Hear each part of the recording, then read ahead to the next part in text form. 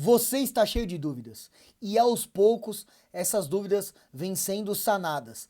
Como proceder diante de tanta burocracia que está sendo imposta aos atiradores esportivos? Nós recebemos mais 2 ofícios de respostas a questionamentos feitos ao Exército Brasileiro e eu vou ler na íntegra esses 2 ofícios aqui com vocês. E também vou comentar em relação à decisão no STF que derrubou uma lei do Paraná que, em tese, ajudava o porte para os atiradores esportivos cadastrados naquela região. Se está chegando no canal agora, não me conhece, meu nome é Andrei, sou advogado, instrutor de arma de tiro e atleta profissional de tiro. Bom, meus amigos, primeiro vamos comentar aqui a decisão do STF. Decisão na tela, vamos lá.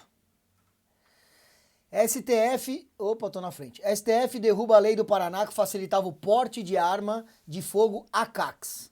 Notícia de 4/4, hoje.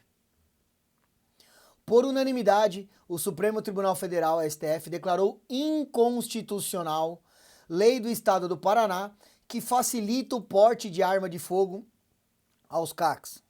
A norma justificava a necessidade do porte para a categoria em razão do exercício de atividade de risco e pela ameaça à sua integridade física. A lei dizia o seguinte, artigo 1º, reconhece no Estado do Paraná a efetiva necessidade por exercício de atividade de risco e ameaça à integridade física dos colecionadores, atiradores esportivos e caçadores, para fins do disposto no artigo 10 da Lei Federal 10.826, que é o apelidado Estatuto do Desarmamento. A decisão foi tomada na sessão plenária virtual, encerrada em 3/4, no julgamento da ação direta de inconstitucionalidade 7569, apresentada pela Presidência da República. Competência da União.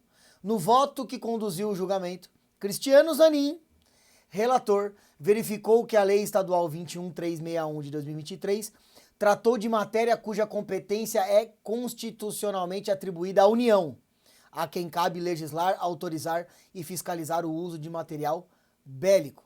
Ele escreveu que o porte de arma para defesa pessoal encontra a previsão no artigo 10 do Estatuto do Desarmamento, cuja autorização compete à Polícia Federal, órgão responsável, blá blá blá blá blá.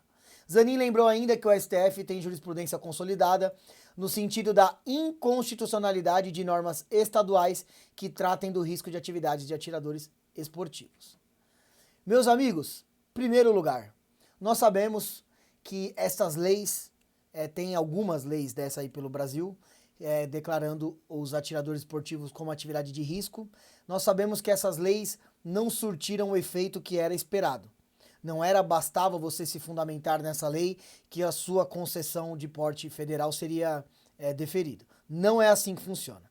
Como já disse aqui várias vezes para vocês, infelizmente, algumas pessoas vendem o porte de arma, principalmente para os atiradores esportivos, como se fosse algo super fácil, tranquilo, pediu, saiu, e fazem vídeo jogando porte em cima da mesa e etc. Enfim, já deixei isso claro aqui para vocês diversas vezes. O porte de arma de fogo expedido pela Polícia Federal, o famoso porte federal, é dificílimo aqui no Brasil. Nós sabemos que ele é quase impossível. E aí as pessoas fazem um requerimento muito básico, um requerimento sem fundamentação jurídica. E aí este requerimento, normalmente, ele é indeferido. Então a grande maioria dos casos são indeferidos porque o requerimento não traz toda a base técnica jurídica necessária, pensando já numa base para um mandado de segurança.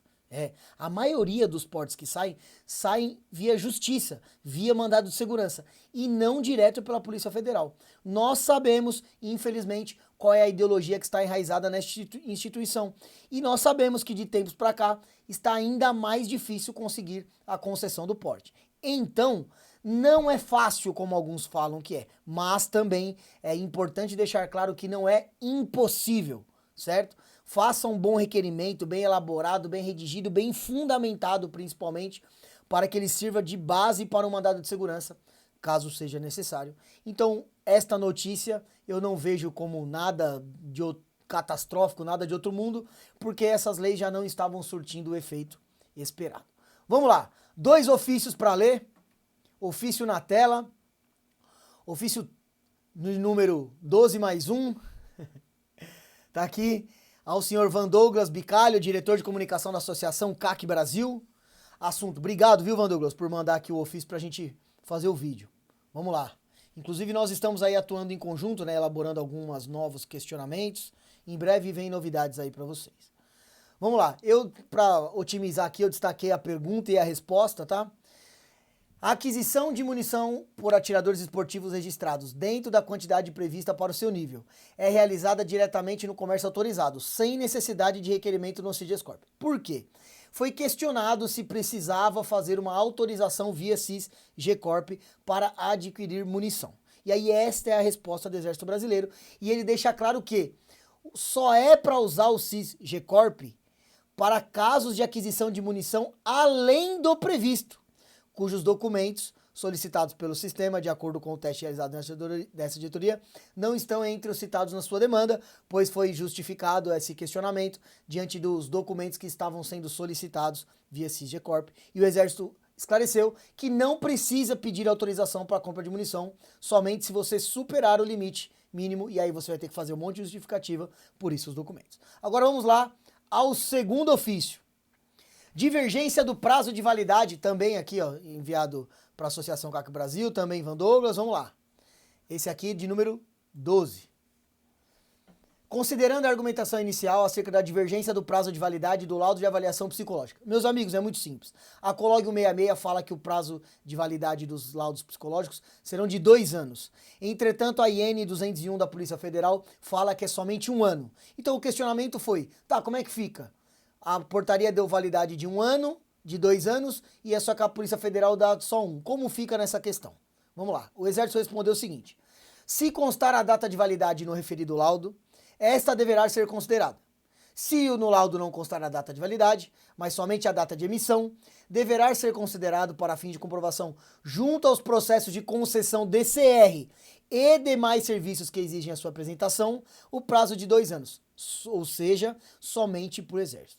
Vocês não entenderam? Eu vou explicar para vocês.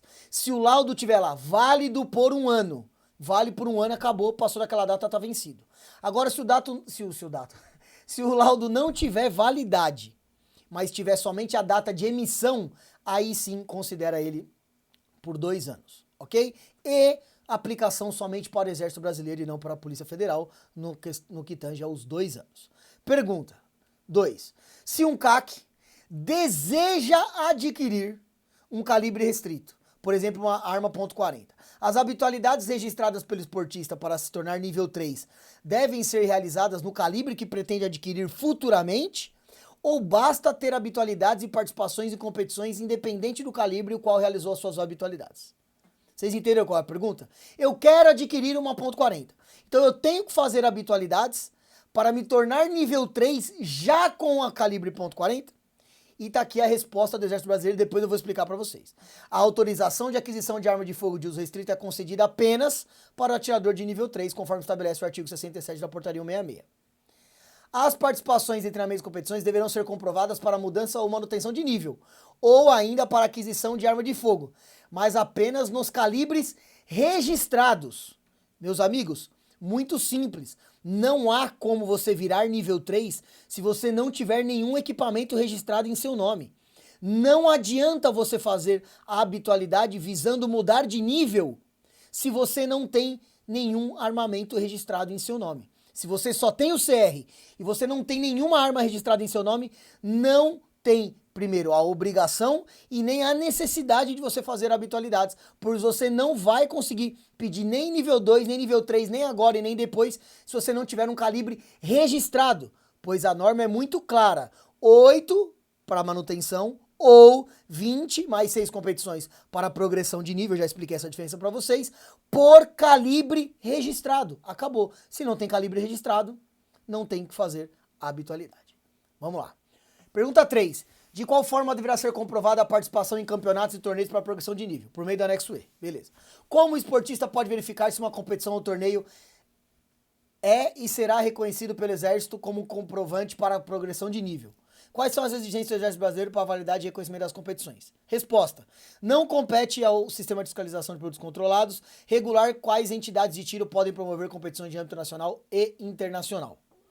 As competições devem constar do calendário anual de eventos da entidade e que não será considerada competição nacional, caso não seja constatada a participação de atiradores de diversas unidades da federação. Então, se você fizer um campeonato falando que ele é nível nacional, mas não tiver atiradores de outro estado da federação participando, segundo o Exército, não será considerado como nível 3, um campeonato nacional para comprovação de nível 3. Pergunta 5. Algumas organizações militares não têm aceitado certos documentos como comprovante de endereço atual, como contas bancárias, de internet e outros, exigindo que seja um boleto de luz ou água. Existe alguma normativa expressa que vede a não aceitação de boletos autênticos de instituições como banco, telefonia celular, como comprovante de endereço? Se sim, gentileza especificar e citar quais são as aceitas. Resposta. Em consulta encaminhada à consultoria jurídica adjunta ao Comando Exército acerca do assunto, o Conjureb emitiu parecer no seguinte sentido de que, abre aspas, compreende-se devida à exigência de comprovação de residência do usuário que formula requerimentos no âmbito do CIS-FPC, mediante prova de que reside no imóvel por meio de faturas de concessionárias de serviço público. E onde isso está escrito que tem que ser serviço público? Onde está escrito? O CIS-FPC está orientado a cobrar os comprovantes de residência por meio de faturas de concessionárias de serviço público. Lembrando a vocês que não há previsão jurídica para esta exigência. E mais, há uma lei federal, já fiz vídeo aqui no canal, onde autoriza todas as pessoas que necessitarem fazer uma declaração de residência e esta declaração tem que ser aceita para fins de comprovação de residência.